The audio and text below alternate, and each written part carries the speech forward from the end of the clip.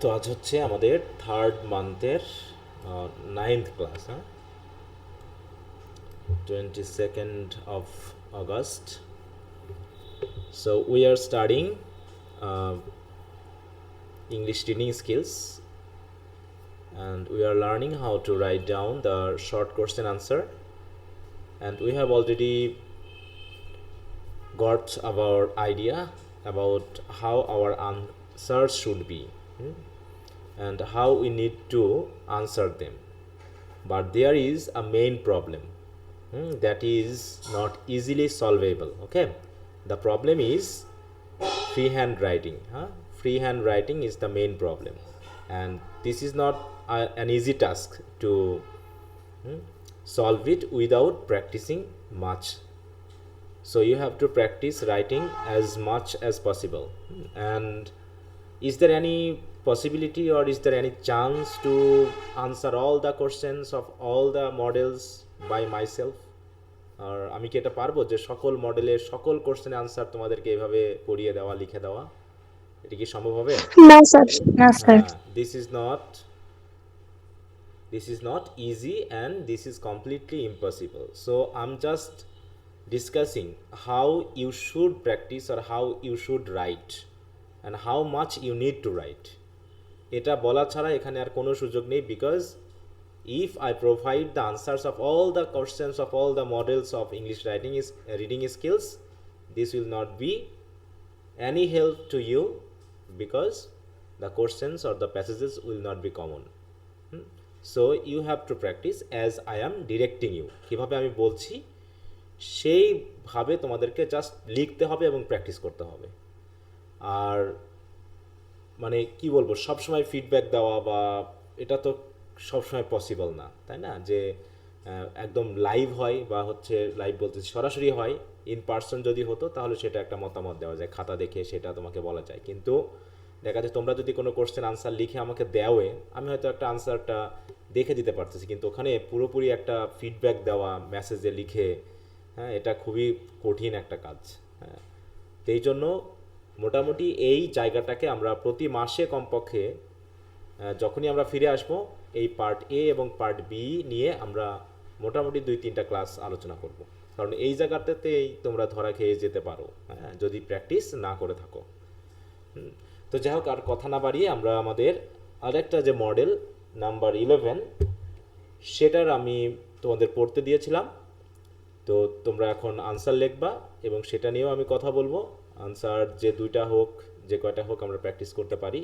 সেগুলো করার পরে আজকের পর থেকে আমি তোমাদের 20টা মডেল দিয়ে দিব। এই 20টা মডেল থেকেই আমি একটা কোশ্চেন করব, কোশ্চেনের আনসারগুলো তোমাদের করতে হবে, তারপরে আমি প্রত্যেকের খাতা দেখে ওইটাকে অ্যাসেস করব, ঠিক আছে? কিন্তু দেখা যাচ্ছে তাছাড়া আমি কিভাবে আনসারগুলো করছি, কিভাবে বলছি, কিভাবে তোমাকে পড়তে হবে, মানে প্যাসেজ যদি তুমি ভালো মতো না বোঝো, না পড়ো, তোমার আনসার কখনোই ভালো হবে না, এটা মনে রাখবা। অতএব তোমাকে প্র্যাকটিস করতে হবে প্যাসেজ পড়ার, এবং তোমাকে বুঝতে পারতে হবে, মানে যাতে তুমি এক রিডিংয়ে অথবা সর্বোচ্চ 2 রিডিংয়ে তুমি তোমার জিস্ট ব্যাপারটা প্যাসেজের জন্য ধরে নিতে পারো। আর আমি বারবার বলছি যে এই রিডিং স্কিলসের পার্ট এ এবং পার্ট সিতে উত্তরগুলো প্রায় একই ধরনের হবে, একই কথা বারবার আসবে, কিন্তু প্রশ্ন কি একই বলো তো? প্রশ্ন কি একই? না স্যার, হ্যাঁ, কোশ্চেন হ্যাঁ, ভিন্ন। প্রশ্ন ভিন্ন, কিন্তু কোশ্চেনের আনসারটা কাছাকাছি, একদম আবার এক না। আবার তাই বলে যদি তুমি সব কোশ্চেনের আনসার একইভাবে লেখো, তাহলে কি হবে? নাকি একটু এদিক ওদিক আছে লেখার ভিতরে? হ্যাঁ, তুমি একটু ওইটুকু, এদিক ওদিক হ্যাঁ, হবে। ওই জায়গাটা তুমি তাহলে ওই জায়গাটা তুমি টাচ করতে পারছো না, এটাই হলো তোমার জন্য সবচেয়ে বড় পরীক্ষা। এটাই হলো পরীক্ষা। হ্যাঁ, উত্তর প্যাসেজ যেহেতু ছোট, কোশ্চেন যেহেতু 8টা, অতএব কোশ্চেনের আনসার প্যাসেজের অনেক কিছুই একই রকম হবে, এটা আমরাও জানি। কিন্তু তুমি কিভাবে এটা রিপ্রেজেন্ট করছো, কিভাবে তুমি ওটাকে অ্যারেঞ্জ করছো, এটাই হলো এখানে দক্ষতার বিষয়। হ্যাঁ, তোমরা অনেকে মেসেজে দিচ্ছ স্যার এরকম একই রকম উত্তর হচ্ছে, তো হ্যাঁ, উত্তর তো একই হবে, সেটা আমি ক্লাসে বারবারই বলছি যে উত্তর প্রায় একই রকমের হবে। দেখা যাচ্ছে আগের কোশ্চেনের কিছু আনসার পরের কোশ্চেনের আনসার অ্যাড করতে হচ্ছে, কিন্তু তার সাথে আরও কিছু অ্যাড করে আমাকে এমনভাবে উত্তরটা দিতে হচ্ছে যাতে আমার কোশ্চেনের সাথে যায়। শুধু আনসারের তথ্য দিলে হবে না, তোমাকে ওটাকে রিপ্রেজেন্ট করতে হবে সুন্দরভাবে, হ্যাঁ, গুছিয়ে। এই জায়গাটা প্র্যাকটিস করতে হবে প্রতিনিয়ত, না পড়ে এটাকে ভালো করা যাবে না। ওকে, তো যাই হোক, আমরা 11 নম্বর মডেলে যাই। মডেলটা কি সম্পর্কে ছিল? Know thyself. Know thyself, okay, নিজেকে চেনা বা নিজেকে জানা। হুম, এখানেও দেখো প্যাসেজটা খুব একটা বড় না। হুম, প্যাসেজটা খুব একটা বড় না, কিন্তু এখানে 8টা কোশ্চেন আছে। তাহলে আমি এটা একটু আগে নিই।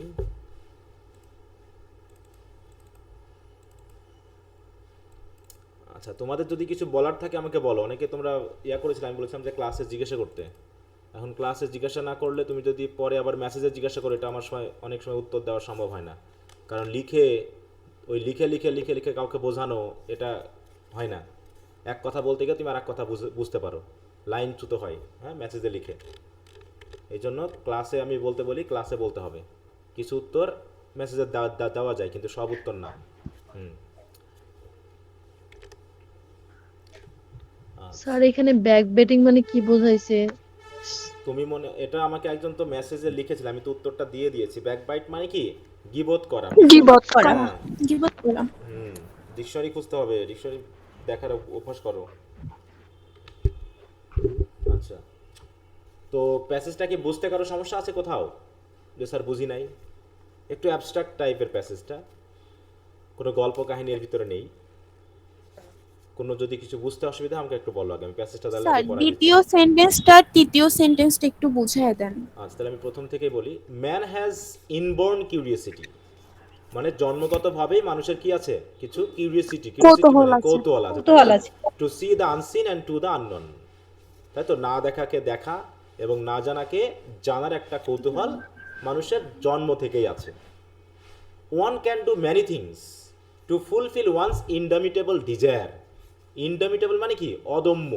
অধম্য। হ্যাঁ, অদম্য যে ইচ্ছা, সেই ইচ্ছাকে ফুলফিল করার জন্য একজন অনেক কিছু করতে পারে, অনেক কিছু করতে পারে, তাই না? A person usually tries to find out the things and beings surrounding him. আর এক্ষেত্রে মানুষ তার ওই না দেখাকে দেখা, অজানাকে জানার জন্য মানুষ তার আশেপাশে যা কিছু আছে সব কিছুকে কি করে? খুঁজে দেখার চেষ্টা করে। আ person usually tries to find out না দ্য থিংস অ্যান্ড বিংস, তার আশেপাশের জিনিস বা আশেপাশের জীব যেগুলো সারাউন্ডিং হিম, সারাউন্ডিং মানে কি? তার আশেপাশে, তাই না? এগুলোকে কি করে? সে জানার চেষ্টা করে। ফাইন্ড আউট মানে কি? জানা চেষ্টা করে। কি কথা বুঝতে পারছো? এই তো দুটো লাইন নাকি? হি ক্রিটিক্যালি ইভ্যালুয়েট আদার্স, হ্যাঁ, সে মাঝে মাঝে অন্যকে খুব সূক্ষ্মভাবে বিবেচনাও করে, মূল্যায়ন করে, তাই না? আমরা মূল্যায়ন করি, এই ব্যক্তিটা কেমন, ও একটু পাগলাটে, ও একটু বুদ্ধিমান, ও একটু অহংকারী, ইত্যাদি আমরা বলি। হ্যাঁ, যে নিজে অহংকারী সেও বলে অন্যজন অহংকারী। তাহলে অহংকারীটাকে, এই পৃথিবীতে আমরা সবাই ভালো, খারাপটাকে? খারাপটা শুধু আমি না, বাকি সবাই। ব্যাপারটা এরকম। হ্যাঁ, তাই বলছে he critically evaluates others, overlooks, counts, measures, observes the circumstances. সে যেমন অন্যকে ইভ্যালুয়েট করে, মূল্যায়ন করে, তেমনি অনেক কিছুকে সে ওভারলুক করে। ওভারলুক মানে কি? পর্যবেক্ষণ করা। তত্ত্বাবধান করা, ওভারলুকস করে, তাই তো। কাউন্টস মানে কি? গণনা করা। গণনা করা। এই গণনা মানে আবার শুধু ওই এক দুই করে গণনা না। বল তুই তো আমাকে বন্ধুর মধ্যে গুনিসই না, মানে কি? কাউকে কোনো কিছু হিসাবে বিবেচনা করা বা গণ্য করা, তাই না? হ্যাঁ, বিবেচনা করা বা গণ্য করা। মেজার্স মানে কি? পরিমাপ করা, তাই না? পরিমাপ, হ্যাঁ, আর অবজার্ভস মানে কি? পর্যবেক্ষণ করা। পর্যবেক্ষণ করা। তাহলে এইগুলো সে করে, ক্রিটিক্যালি করে। আর এইগুলো করার মাধ্যমে কি করে সে? একটু মিউট রাখো। And thus he gathers experience throughout his lifetime. আর এভাবেই সে সারা জীবন ধরে এক্সপিরিয়েন্স গ্যাদার করে, লিভিং হিমসেলফ আননন। হ্যাঁ, সে চারিপাশের অনেক এক্সপিরিয়েন্স অর্জন করে, কিন্তু নিজেকে সে অজানায় রাখে। হ্যাঁ, নিজেকে বাদ দিই, নিজেকে অজানায় রাখে। লিভিং হিমসেলফ আননন মানে নিজেকে অজানা রাখা। এই লিভ মানে রাখা। হি লিভ মি বিহাইন্ড মানে সে আমাকে পিছনে রাখলো বা পিছনে ফেলে দিল।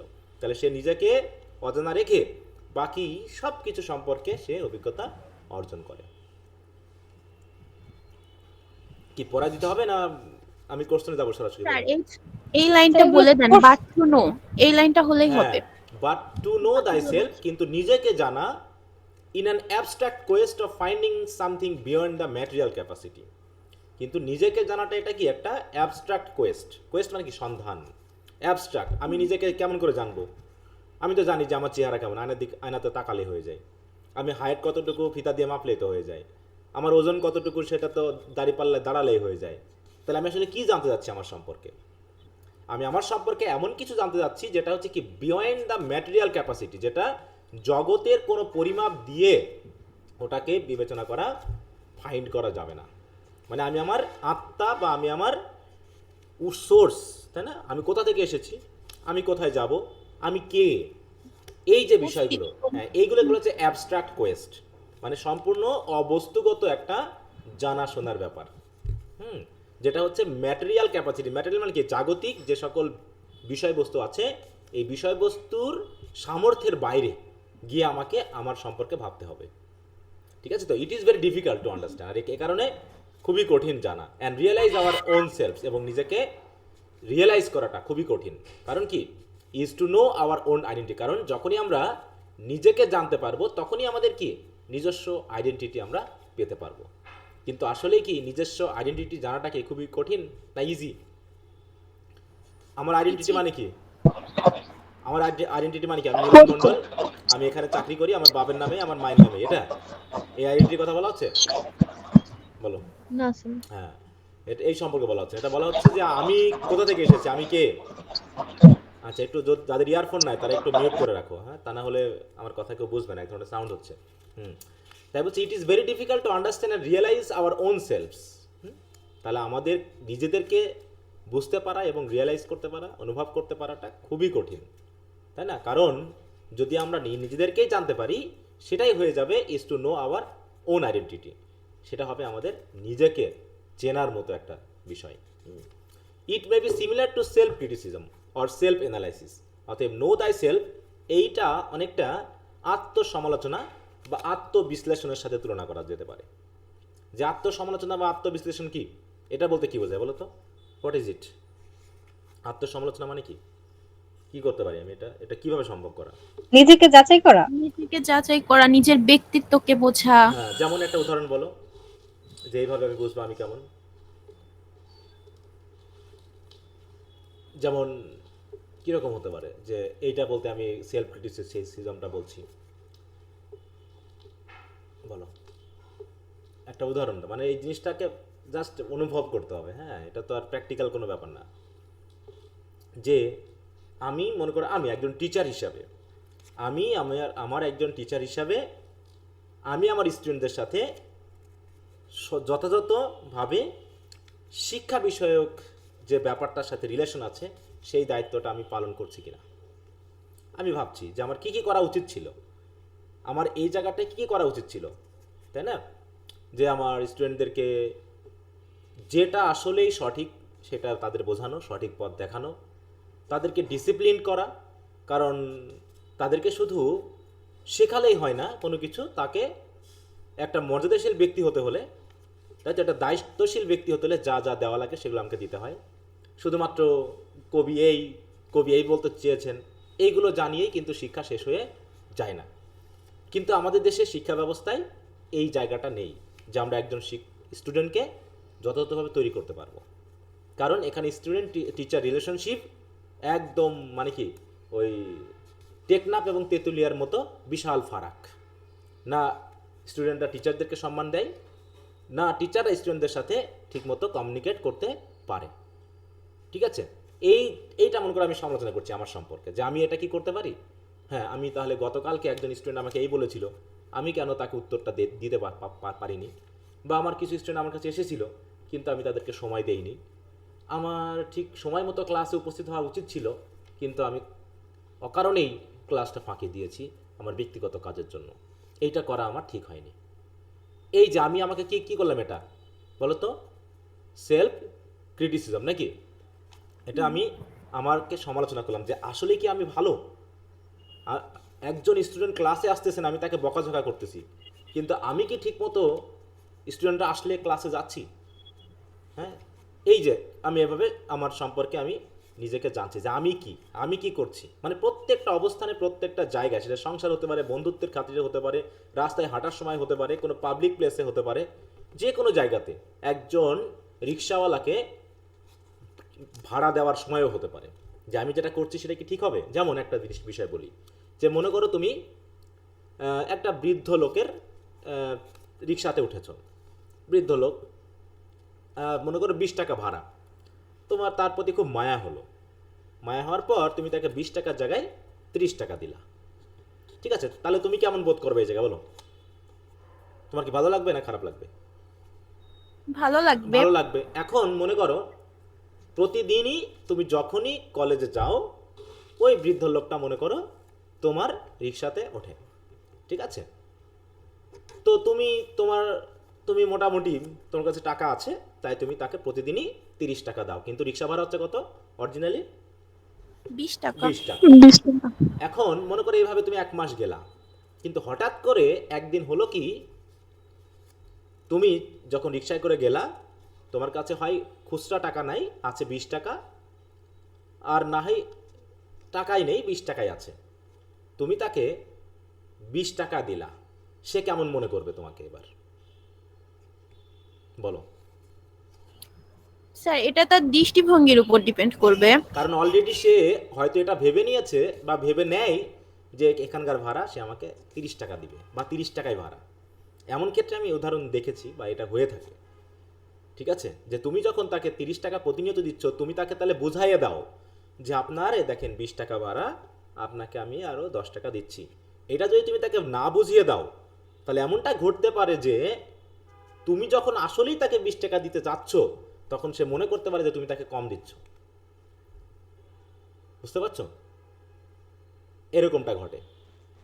হ্যাঁ, তাহলে যখন, হ্যাঁ বলো। কোনো কারো কথা আছে? কিছু বলতে চাচ্ছিলাম মনে হচ্ছে কেউ। আচ্ছা যাও। তাহলে এখন কথা হলো, এরকমটা যদি তোমার কখনো অভিজ্ঞতায় হয়ে থাকে, তাহলে পরবর্তী তোমার কাজ কি হবে? যে তুমি মনে করো এরকম একটা অভিজ্ঞতার মুখোমুখি হওয়ার পর এই ঘটনা আরেকজন রিক্সাওয়ালার সাথে তোমার যখন ঘটলো, তখন তুমি কেমন করবা? ওখানে কি ওকে 10 টাকা বেশি দিবা, নাকি ওর ওর ভাড়াটাই ওকে দিবা, নাকি ওকে বুঝাই দিবা, জানে যে বুঝাও দিব। বুঝাই দিবা যে এটা আপনাকে বাদ দিয়ে দেওয়া দেওয়া হলো, যাতে সে কখনোই মনে না করে যে তোমার কাছ থেকে শুধু 30 টাকা নিচ্ছে না, সে হয়তো অন্যজনের কাছ থেকেও মনে করতে পারে 30 টাকায় মনে হয় ভাড়া, আমি মনে হয় অন্যের কাছ থেকে কম নিই। অতএব সিস্টেম টু সিস্টেম তোমাকে ফলো করতে হবে। কাউকে যদি দয়া দেখাতে যাও, তোমাকে ভাবতে হবে যে এই দয়া দেখানোটা আবার অন্যের জন্য ক্ষতিকর হচ্ছে কিনা। ঠিক আছে, বা যাকে তুমি দয়া দেখাচ্ছ সে আসলে বুঝতেছে কিনা যে ঘটনাটা কোন দিকে যাচ্ছে। এরকম কিন্তু অনেক ব্যাপার ঘটে। তাহলে আমি ওই যে বললাম যে আমি প্রত্যেকটা সময় আমাকে কি করতে হবে, অ্যানালাইসিস করতে হবে যে আমি যেটা করছি সেটা ঠিক করছি কিনা। তো যাই হোক, এটা হচ্ছে সেলফ ক্রিটিসিজম আর সেলফ অ্যানালাইসিস। এইটা করার মাধ্যমে আমরা নিজেকে চিনতে বা জানতে পারি হয়তো বা, তবে এটা এত সহজ না। Knowing thyself makes one understand oneself. অতএব নিজেকে চেনা মানে নিজের সম্পর্কে নিজের সেলফকে বুঝতে পারা, নিজের সত্তা বা আত্মাকে বুঝতে পারা। Which seems to B the best way to know one self. যেটা হচ্ছে মানে নিজেকে চেনাটাই হচ্ছে নিজের সত্তাকে চেনার সবচেয়ে best way. Therefore the importance of knowing দাই self can never be denied. অতএব আমরা যাই করি না কেন, ধর্ম পালন করি, পড়াশোনা করি, আর যাই করি না কেন, আগে নিজেকে জানতে হবে। এই নিজেকে জানার যে গুরুত্বটা, এটা কখনোই অস্বীকার করা যাবে না। যদি আমরা নিজেকে চিন্তা করতে না যাই, নিজেকে যদি আমরা না ভাবি, তাহলে আমরা পরকে সবসময় দোষারোপ করেই যাব যে আমি বাদে সবাই খারাপ। হ্যাঁ, it is undoubtedly important for anyone to identify his or her personality.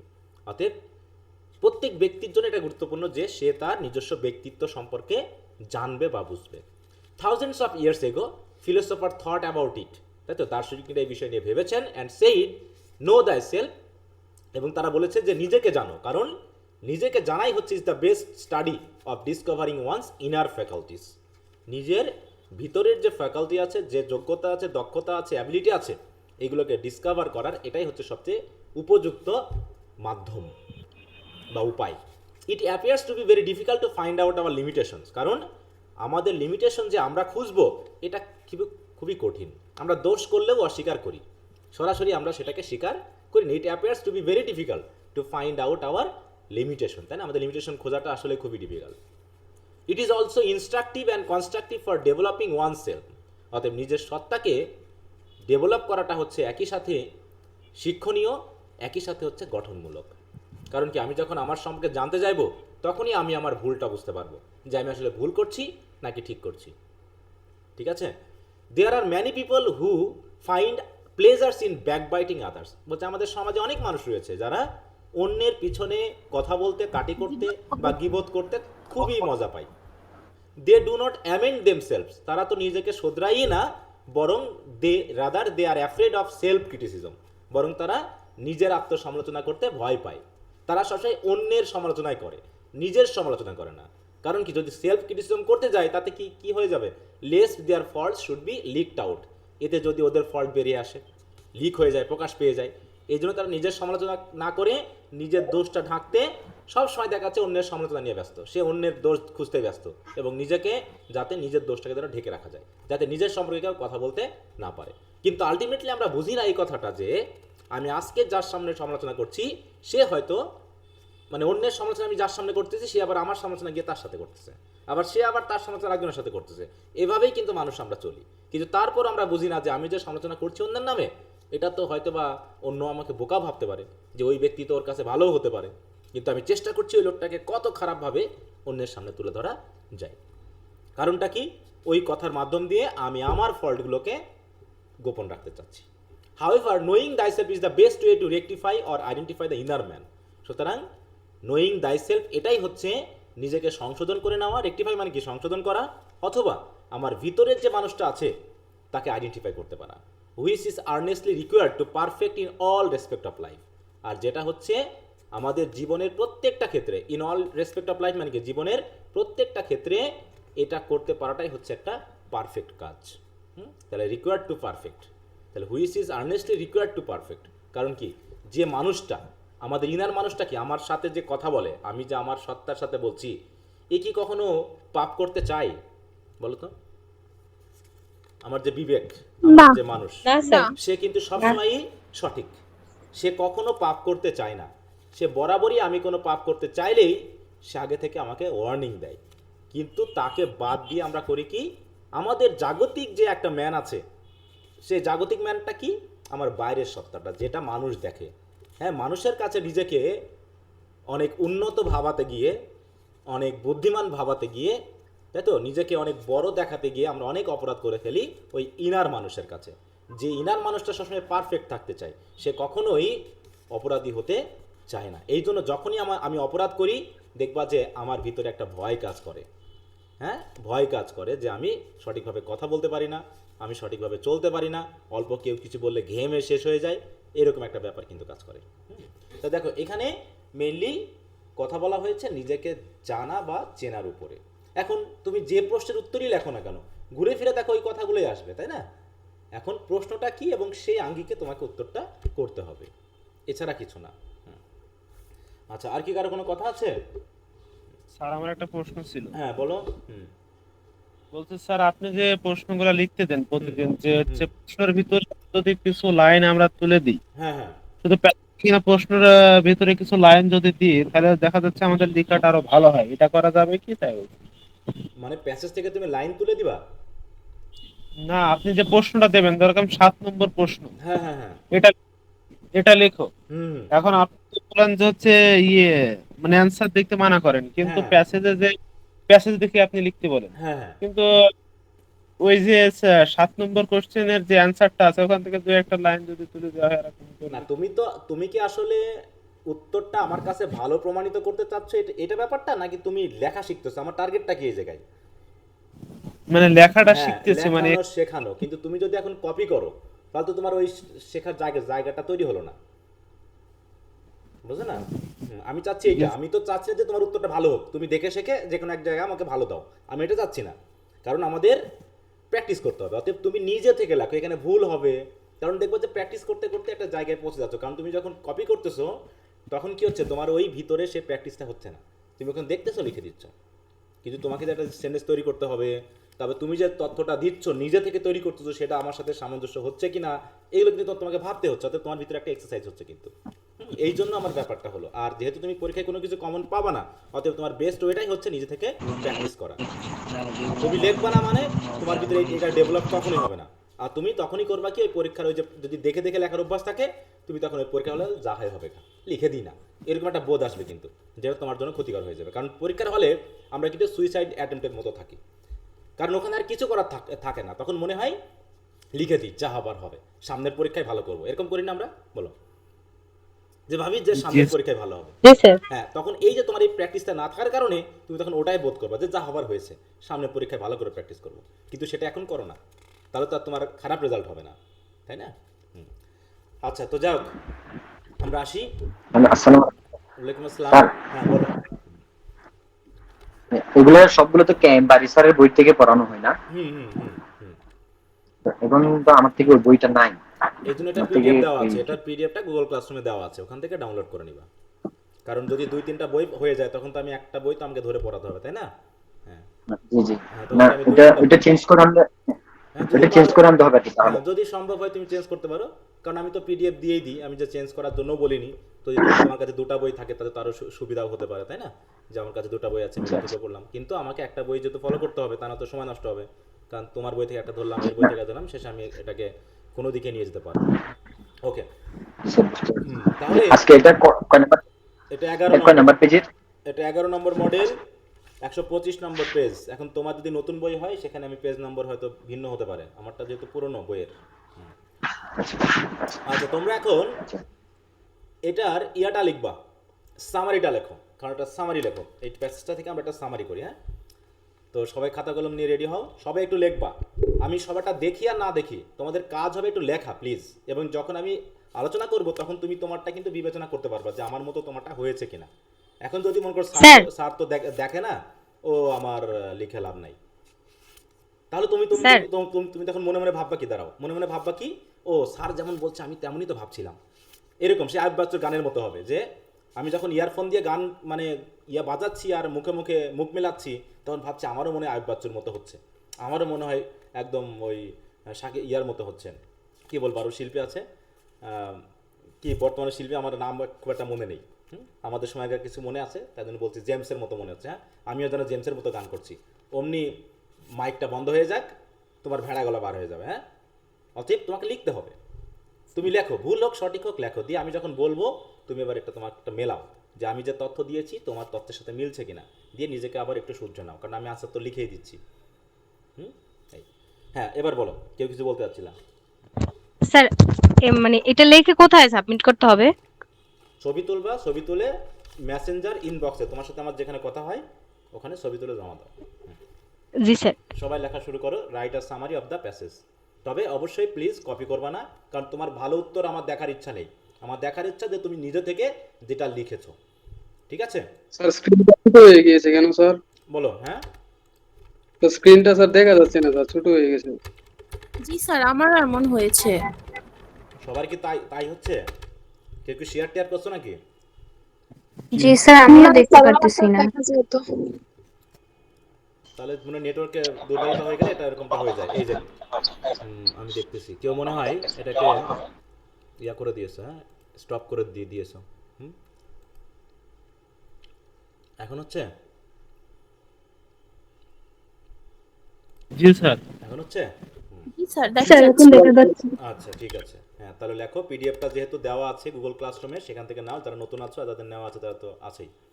এখন এই উত্তরটা প্যাসেজটা দেখো আর খাতায় লেখো। তোমাদের সময় হচ্ছে, আজকে আমি 10 মিনিট টাইম দিলাম, গতকাল 8 মিনিট দিয়েছি, তোমাদের কম হয়ে যায়, যেহেতু এটা সামারি লিখতে হবে একটু সময় লাগবেই। 10 থেকে 12 মিনিট, তাহলে হচ্ছে এখন বাজে 7টা 34, তাহলে হচ্ছে 7টা 45-এ, মানে 11 মিনিট দিলাম, 7টা 45-এ শেষ করবা।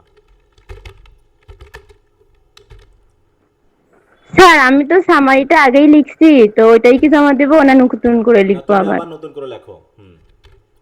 আবার নতুন করে লেখো, কারণ এখানে লেখার বাড়িতে লেখার মধ্যে একটা পার্থক্য আছে। হ্যাঁ, ওটা যেন কপি করবে না, আবার এখান থেকে লেখো আবার।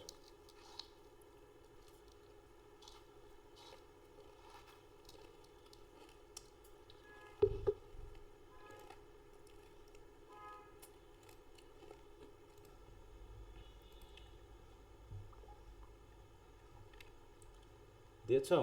এখানে তো মোবাইলে দেখা যাচ্ছে, এখান থেকে আবার দেখা যাচ্ছে না, একটা সমস্যা। হ্যাঁ,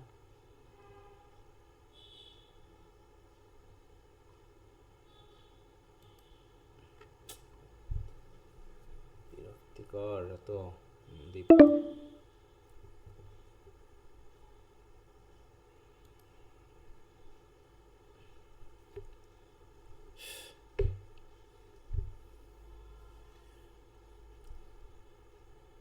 কি নেটওয়ার্ক, হ্যাঁ এই ফেসবুকের এই মেসেঞ্জারটা কম্পিউটারে খুবই ডিস্টার্ব কথা হলো। আচ্ছা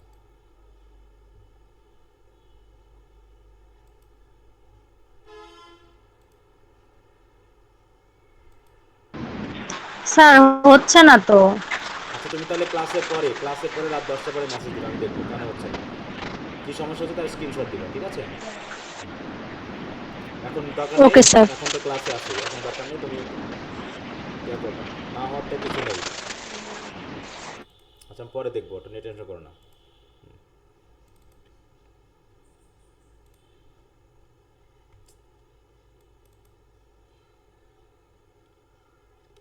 আরে বাবা এটাই আসে না। আচ্ছা দেখি কি লিখেছে আমাদের প্যাসেজ। প্রশ্নটা হচ্ছে কি সামারি, তাই তো? Write the summary of the passage. তাহলে দেখি সামারিতে কি বলা হচ্ছে।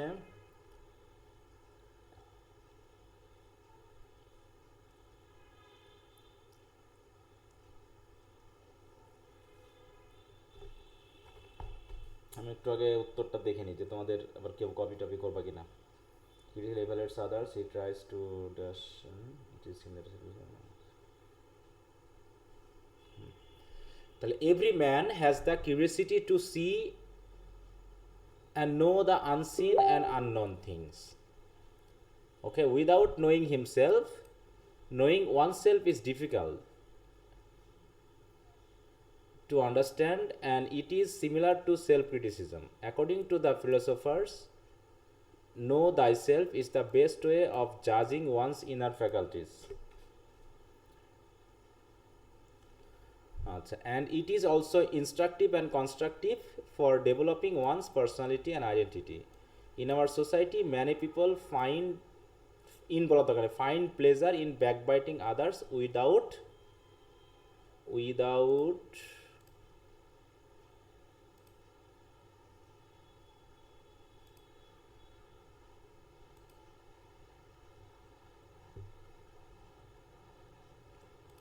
আচ্ছা কি বলছো,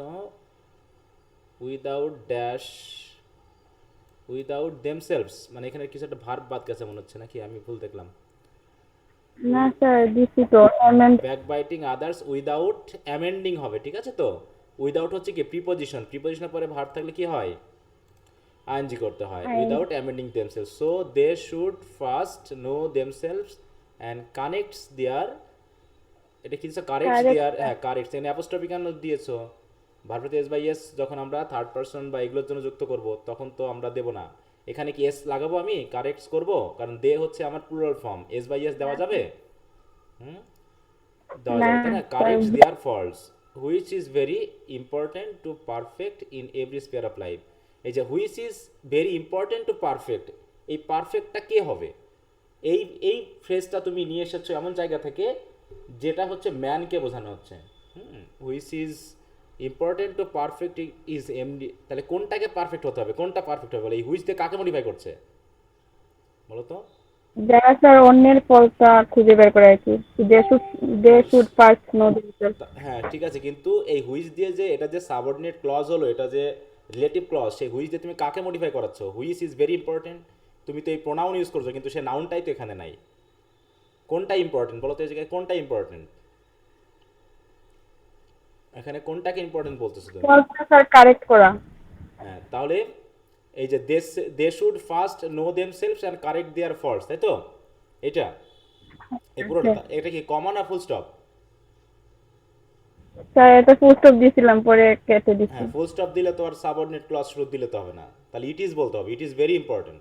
আর যদি হুইচ দাও তাহলে এখানে কমা দিতে হবে, ঠিক না আছে? স্যার এখানে স্টপ নাই। হ্যাঁ তাহলে একটা কমা দিতে হবে জায়গায়, যদি কমা না দাও তাহলে ফলস আবার প্লুরাল ফর্ম, তখন আবার প্লুরাল ফর্মের জন্য আর করতে হবে, আবার ভুল হয়ে যাবে, তখন তুমি আবার ফল্টকে পারফেক্ট করার জন্য চেষ্টা করবা, এটা আবার আলাদা সেন্স চলে আসবে, ঠিক আছে? অতএব একটা কমা দিতে হবে, এই কমা এগুলো খুবই গুরুত্বপূর্ণ বিষয়। আচ্ছা তো ঠিক আছে, তুমি যেটা লিখেছো খারাপ লেখনি, ভালোই হয়েছে। ভালো হয়েছে, কিন্তু আর একটু হয়তো গ্রামাটিক্যাল দু এক জায়গায় মিস্টেক আছে, ওইটা একটু ঠিক করে নিতে হবে, ঠিক আছে? তাছাড়া ভালোই লিখেছো। হুম। আচ্ছা, তাহলে ঠিক আছে, চলবে এটা। আচ্ছা, তারপরে আরেকজনেরটা দেখি। আমি মোবাইল থেকে কার্ডটা ইয়ে করলাম। গতদিন কার কার্ডটা দেখা হয়নি বলো? স্যার আমারটা একদিনও দেখেন নাই। আচ্ছা আচ্ছা, সবারটা তো দেখতে পাবো না। আচ্ছা, তো নাম বলো, একজনের নাম তিরাইটা বলো। মন্ত্রী মদক সুমাইয়া রহমান। সুমাইয়া রহমান এর আগে দেখছিলাম মনে হয়, তাই না? হুম। স্যার হ্যাঁ, দেখা হয়নি কার? সাবিহা নুসরাত, আমারটা একদিনও দেখেন নাই। আচ্ছা, সাবিহা নুসরাত। সাবিহা, তাই তো? আচ্ছা, সাবিহা দেখছি, সাবিহা নুসরাত। হ্যাঁ, টেনশন করার কিছু নাই, আমরা যে পড়তেছি তোমার সাথে সবারটা দেখতে গেলে মনে করো আমাদের 2-3 ঘন্টা টাইম লাগবে। হ্যাঁ, তো এই জন্য টেনশন করার কিছু নাই।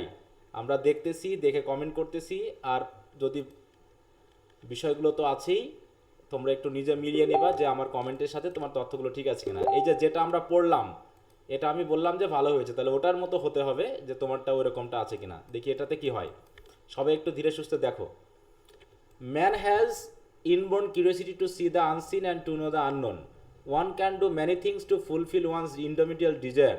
A person usually tries to find, এই যে তুমি যে সরাসরি কপি করেছো গো, এটা কি হবে বলো? তুমি তো সরাসরি কপি করছো। না স্যার। তাহলে তাহলে আমি তোমাকে এতদিন যা বলে আছি তা তুমি ফলোই করলে না, তাহলে আমার ইনস্ট্রাকশন কি কাজে লাগলো বলো? তুমি তো সরাসরি কপি করেছো সেন্টেন্সের। এটা যখন স্যারে দেখবে তোমারটা ওই এক দিয়ে ছেড়ে দিয়ে রেখে দিবে। থাক, তুমি অনেক বড় লিখছো, কিন্তু তুমি তোমার মতো করে কিছুই লেখনি, যা আছে এখান থেকে তুমি প্রথম থেকে জাস্ট কয়েকটা সেন্টেন্স তুলে দিয়েছো। তোমারটা তো আমি দেখবো না, কারণ তুমি তো নিজে লেখনি। স্যার আমারটা একটু দেখেন। আচ্ছা, দেখছি। স্যার ইউতে একটু দেখেন। আচ্ছা, বুঝতে পারছো যে এখানে আগে শেষ করি যে জি, এটা স্যার। নিজের থেকে লিখতে হবে, তা না হলে এখানে দেখে কোনো লাভ নেই, কারণ তুমি বই থেকে লিখছো। এখানে আর আমি ভুল কি ধরবো? ভুলটা এটাই যে তুমি নিজে থেকে কোনো কিছু লেখনি। মনে থাকবে? এই কথাটা বারবার থাকবে। বলতেছি, কেন তুমি তাহলে শর্টকাটও এটা দিলা? নিজে থেকে 2-4টা ভুল লিখলা, তাতে সমস্যা কি? ভুল হোক, কিন্তু নিজে থেকে লিখলে তো ভালো হতো। তুমি এত এই 10-12 মিনিট সময় নষ্ট করছো শুধু কপি করে, তোমাদের মানে শিখায় কোনো লাভ হচ্ছে না খুব একটা। আচ্ছা, তারপরে হচ্ছে আর কার দেখা হয়নি বলো তো, নাম বলো। স্যার আমারটা একটু দেখেন, আমি ফার্স্ট আজকে। আচ্ছা, সবাই বলছে আমারটা দেখেন, আমারটা দেখেন। সে আমারটা কে? আমি বলে তো আমি কাউকে চিনি না। নামটা বলতে হবে। আরিফা। আরিফা ইসলাম। হুম।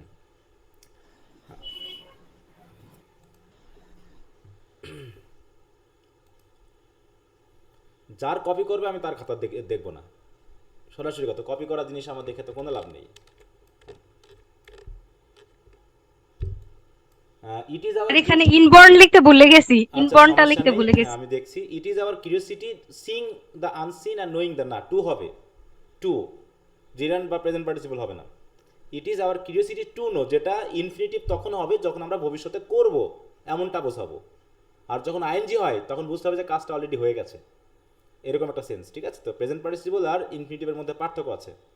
তাহলে it is our inborn curiosity to see the unseen, হয়তো, অথবা to know the unknown. Man can gathers various experience throughout his lifetime living himself unknown. Okay, very good. It is not so easy to understand and realize our own selves and to know our own identity. Own identity. It is not easy. কোনটা easy না? তুমি যে ইটটা use করেছো, এই ইটটা দিয়ে কাকে modify করা হচ্ছে, কাকে বোঝাচ্ছে বলো তো? It is not so easy to understand and realise knowing the self. তাহলে সেটা তো তুমি কোথাও লেখনি, আগে কোথাও লিখছো? যদি তো কোথাও না লেখো তাহলে প্রোনাউন কাকে রেফার করছে? তাহলে তো প্রোনাউনটা মিললো না এই জায়গায়, তাই না? তারপর বলছে it is similar to self criticism, এটা হচ্ছে অনেকটা সেলফ ক্রিটিসিজমের মতো। সেই ইটটা দিয়ে কাকে বোঝাচ্ছে, কে, কোন জিনিসটা সেলফ ক্রিটিসিজমের মতো? তাহলে স্যার ওই তো বইটা লেখ। হ্যাঁ, তাহলে ওই কথাটা বাদ দিয়ে গেছে। তাহলে এখানে লিখতে হবে নোয়িং দাই সেলফ অথবা to no thyself is similar to self criticism or self analysis.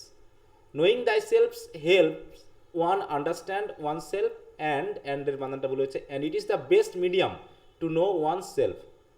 একটু কপি হয়ে গেছে সরাসরি। হ্যাঁ, মানে তুমি না স্যার কপি করিনি। না, ওয়ার্ড চেঞ্জ করেছো, ঠিক আছে, 2-3টা ওয়ার্ড চেঞ্জ করেছো, কিন্তু তোমার মানে সেই ইয়াটা কোহেরেন্স বা কোহেশনটা আসেনি, কারণ তুমি সেন্টেন্সগুলো এক জায়গা থেকে আরেক জায়গা থেকে কপি করেছো জাস্ট। কিন্তু তোমার লেখার যে একটা ধাঁচ থাকবে সেটা কিন্তু এখানে হয়নি। আমার কথা কি তুমি বুঝতে পেরেছো? তুমি যখন তোমার মতো করে লিখবা তখন তার একটা কিন্তু ফ্লো আসবে। এটা পড়লেই বোঝা যায় যে তুমি নিজে লিখেছো নাকি বিভিন্ন জায়গা থেকে লাইন তুলেছো। এখানে কিন্তু কাটা কাটা ভাবটা বোঝা যায়। হয়তো তোমরা বুঝতেছো না, তোমরা একসময় বুঝবা যখন তোমরা এক্সপিরিয়েন্সড হয়ে যাবা। এখন তুমি যেমন এখন যদি 5-এর কোনো স্টুডেন্টকে তুমি লিখতে দাও, তুমি কিন্তু এখন বুঝতে পারবা সে কি করেছে। ঠিক একইভাবে তোমরা যেহেতু ফার্স্ট ইয়ারে আছো, তাই না, তোমরা হয়তো বুঝতেছো, মনে করছো স্যার মনে হয় বুঝবে না, কিন্তু পড়ার সাথে সাথে বোঝা যাবে যে তোমার এই ঘটনাটা কোথায় কি ঘটেছে, কোথায় দুর্বলতা। দেখো আমি কিন্তু পরে বুঝাচ্ছি যে তোমার ইট দিয়ে কাকে বোঝাচ্ছ, তাই না? বা হচ্ছে যে তুমি এখানে যে দিয়েছো দুই একটা ওয়ার্ড চেঞ্জ করেছো, যেমন মিডিয়ামটা তুমি নিয়ে এসেছো, কিন্তু সেন্টেন্সটা কিন্তু আবার এখানকারই পুরো এরকমই। এখানে কিন্তু কোনো জিনিস তুমি চেঞ্জ করোনি। আমি কি ভুল বলছি? জি না স্যার, আমরা ফ্লুয়েন্ট রাইটিং এ অনেক দুর্বল। হ্যাঁ, দুর্বল আছো বলেই তো প্র্যাকটিস করতে হবে। তাছাড়া তুমি দুর্বলতা কখন করবা বলো?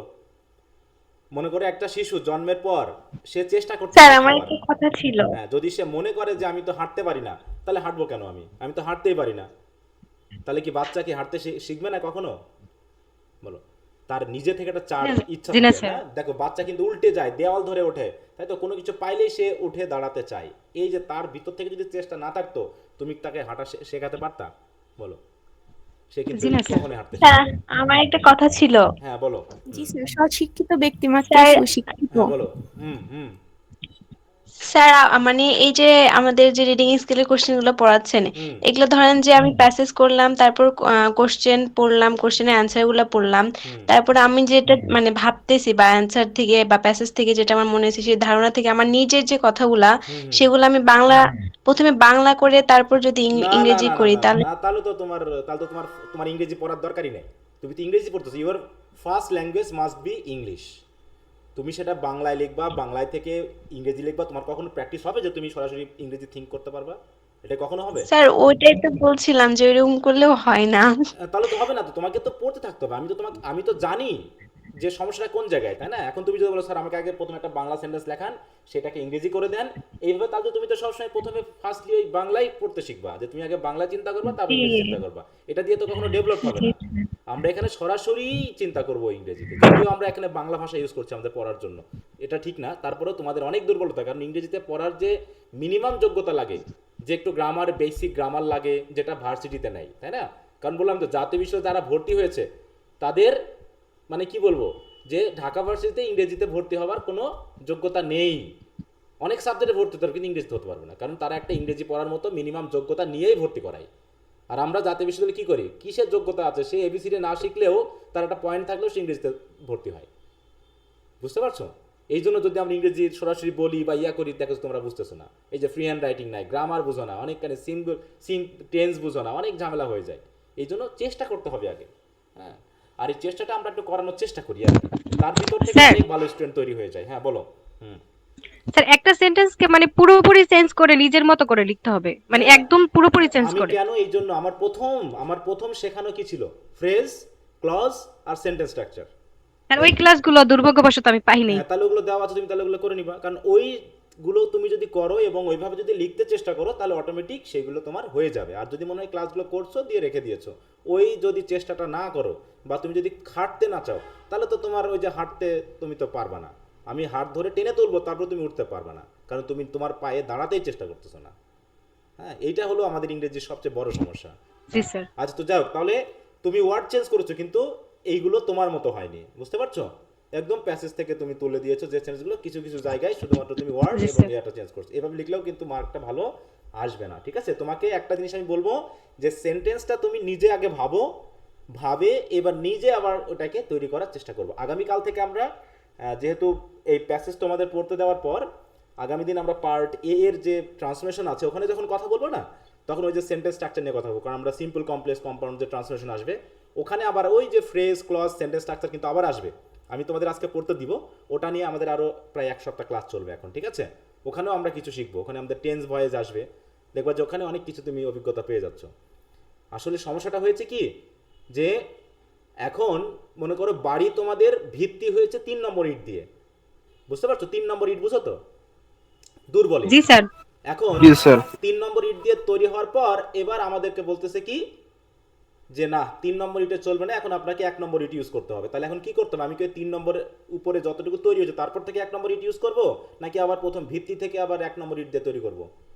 কোনটা? ভিত্তি থেকে 1 নাম্বার দিতে হবে। হ্যাঁ, এখন তো আমাদের সেই ভিত্তি থেকে কি আমি দিতে পারবো তোমাকে? বাড়ি সম্ভব যে আমি পুরো ভেঙে ফেললাম, ভেঙে ফেলে আবার নতুন করে 1 নম্বর ইট দিয়ে তৈরি করবো, কিন্তু তোমাদের পক্ষে কি আমার এটা সম্ভব? না স্যার। জি না স্যার। আমি জানি না তোমাদের কি অবস্থা, এই জন্য যখন হচ্ছে তখনই তোমার কন্টেন্টের ব্যাপারটা অটোমেটিক খারাপ হয়ে যাচ্ছে। আচ্ছা, তো যাই হোক, আমি একটু এটা দেখি। এটা কার পড়ছিলাম যেন, এটা তো কমেন্ট করেছি আমি, তাই না? যে তোমার সমস্যাটা কোন জায়গায়। জি স্যার। হ্যাঁ, এটা কপি করেছো এভাবে, এই যে ব্যাক বাইটিং, এটা ওটা, এগুলো আনারই দরকার নাই, এগুলো দরকারই নাই আমার আনার। আমি সামারিতে লিখবো, সামারি কখনো উদাহরণ আসে না। এইচএসসিতে সামারি পড়নি মনে হয় তোমরা ঠিক মতো। হ্যাঁ স্যার উদাহরণও আসে না, কোনো উক্তিও আসে উক্তিও না। আসবে না, কোনো কোটেশন আসবে না, কোনো ব্যাখ্যা আসবে না, শুধু মূল কথাগুলো আসবে।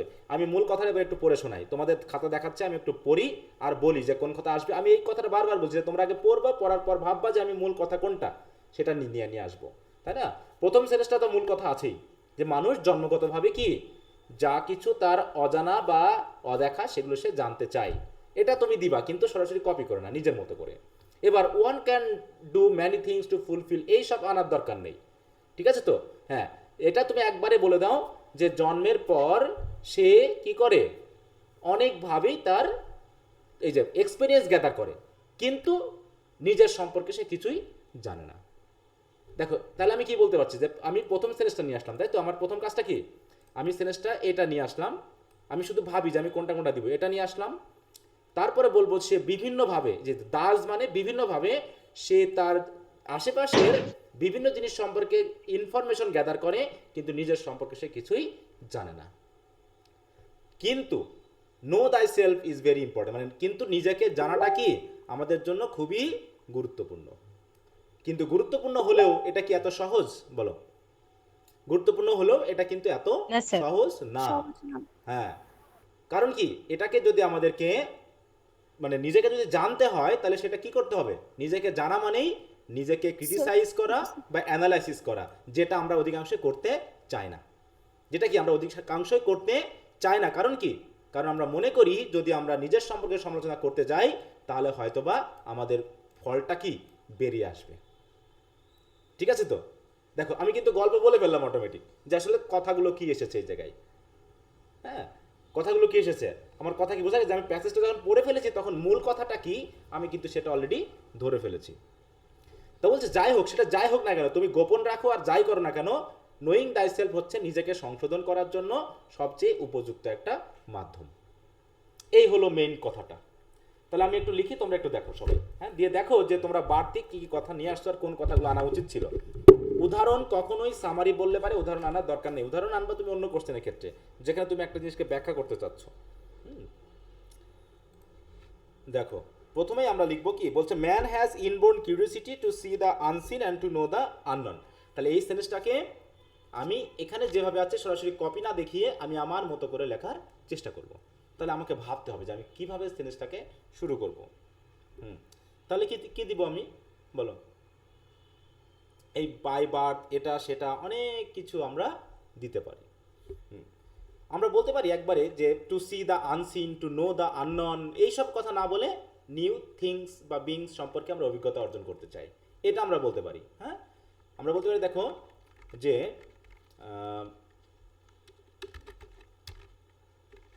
Man is always curious to experience new things and beings surrounding him। এক কথায় চলে আসলো না, বলো তো? অনেকগুলো কথা। দেখো, এই এক লাইনের কথার ভিতরে আমার প্রথম চারটা সেন্টেন্সের কথা সব চলে আসছে কিন্তু। দেখো, man is always curious to experience new things. New মানে কি, যা সে দেখেনি বা সে যা জানে না, এবং beings surrounding him. Surrounding him কথাটা বলা আছে কিন্তু। দেখো, a person usually tries to find out the things and beings surrounding him. এই কথাটা মানেই তো তার আশেপাশের অজানা জিনিসগুলোকে সে সবসময় কি করতে চায়, দেখতে চায়। আর এই যে শেষে বলা হচ্ছে and thus he gathers experience throughout his life. এইভাবে সে গ্যাদার এক্সপিরিয়েন্স, মানে কি এক্সপিরিয়েন্স গ্যাদার করে। তার মানে আমি একবারেই শব্দ ইউজ করলাম যে হি ট্রাইজ টু এক্সপিরিয়েন্স বা হি অলওয়েজ কি করে, curious to experience new things and beings surrounding him. এই কথাটা আমি বলে দিলাম। তাহলে এমন কোনো কথা কি জায়গায় বাদ গেছে? বলো এক্সপিরিয়েন্স করা মানে কি? ইভ্যালুয়েট করা, ওভারলুক করা, কাউন্ট করা, মেজার করা, সব কিছু মানেই এক্সপিরিয়েন্স করা। একবারে কথাটার ভিতরে আমি কিন্তু এতগুলো কথা দিয়ে দিলাম। দেখো তোমরা বুঝছো কিনা কথাটা আমার? স্যার হ্যাঁ। জি স্যার বুঝতে পারছি। জি স্যার বুঝতে পারছি দেখো, এটা। কিন্তু মূল সমস্যা হলো কি যে আমরা এত কিছু জানা সত্ত্বেও নিজের সম্পর্কে কিছুই জানি না। ঠিক আছে তো? আমরা বলতে পারি কি, but the most important and sorrowful matter is that we do not know about কার সম্পর্কে? আচ্ছা, উই না দিয়ে ম্যান দিয়ে করি, আমরা অবজেক্টিভ রাখি। হ্যাঁ, man does not know about, does not know anything about himself, তাই না? হ্যাঁ, কিন্তু সে নিজের সম্পর্কে কিছুই জানে না। এটা হলো একটা কি সরোফুল ম্যাটার। কি বুঝতে পারছো? যে আমি একবারে এটা বলে দিলাম যে লিভিং, তাহলে কি এটা কি জানা দরকার না আমাদের? এটা তো জানা দরকার। হ্যাঁ স্যার। হ্যাঁ, তাহলে কি করতে হবে আমাদের এখন? যে নিজেকে, এই যে শব্দটা আমরা যদি এখন নিয়ে আসি, এইখানে আমরা পেয়েছি কি কিন্তু, হ্যাঁ, বছরের পর বছর ধরে ফিলোসফাররা তো বলেই এসেছে যে নিজেকে চেনা বা নিজেকে জানা খুবই গুরুত্বপূর্ণ, নাকি? এবং এর সবচেয়ে বেস্ট স্টাডি হচ্ছে কি নিজেকে জানা। তার মানে কি আমরা বলতে পারি যে however for thousands of years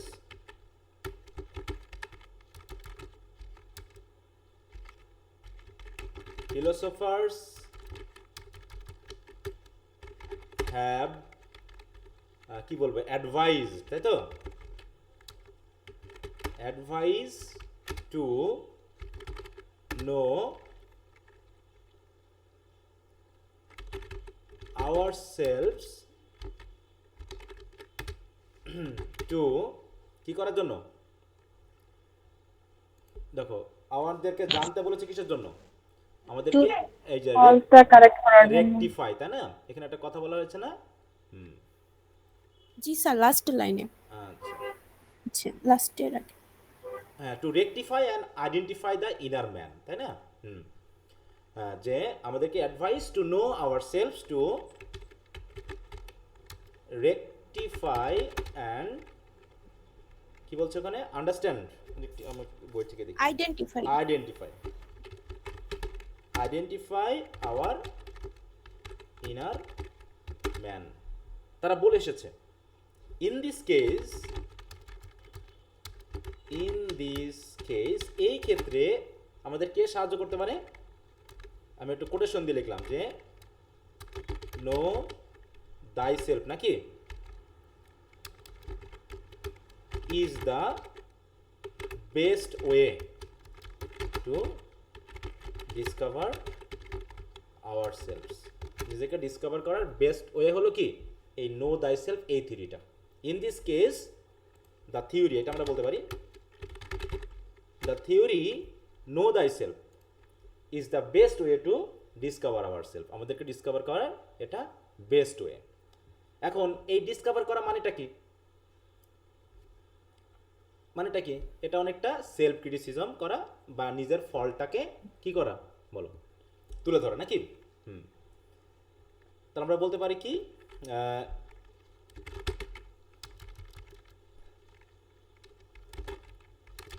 this theory is similar to self criticism and self analysis which helps us, যেটা আমাদের কি সেলফ অ্যানালাইসিস এবং সেলফ ক্রিটিসিজম কি করে? আমাদের ফল্টগুলোকে তুলে ধরতে সাহায্য করে, নাকি বুঝতে বা ফাইন্ড আউট করতে সাহায্য করে। This theory is similar to self criticism আর self analysis which helps which helps us to find out our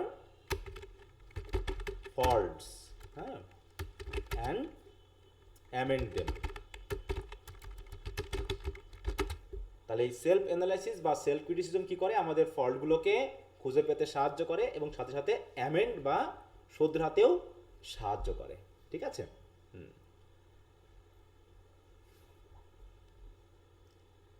amend তারা অ্যামেন্ড করে না। হ্যাঁ,